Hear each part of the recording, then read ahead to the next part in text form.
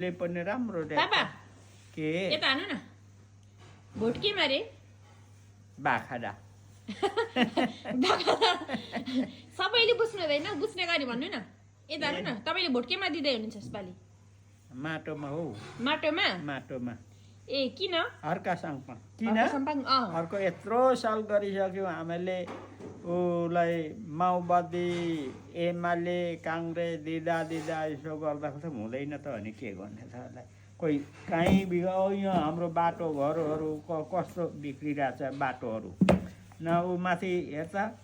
ऊ धारतुलापट्टि पुलमा यसरी छोरी मान्छेले लट्ठा अहिले एउटा पुल त बनाएको छैन हो कस्तो दुःखले नानीलाई चेपेर माथि गिर्लिङबाट हैन गिर्लिङबाट घाँस काट्नु गएर घाँस पनि त्यसैले गरेर हो त्यसले गर्दा अब नदिने नयाँ पार्टीलाई ए नयाँ पार्टीलाई यसपालि चान्स त्यही भएर अर्का साङपाङलाई दिने हो अर्का साङपाङ ए ल हुन्छ त्यसो भएदेखि ओके त्यसो भएदेखि ल जय माटो भनिदिनु नि त जय माटो जय माटो जय देश जय माटो जय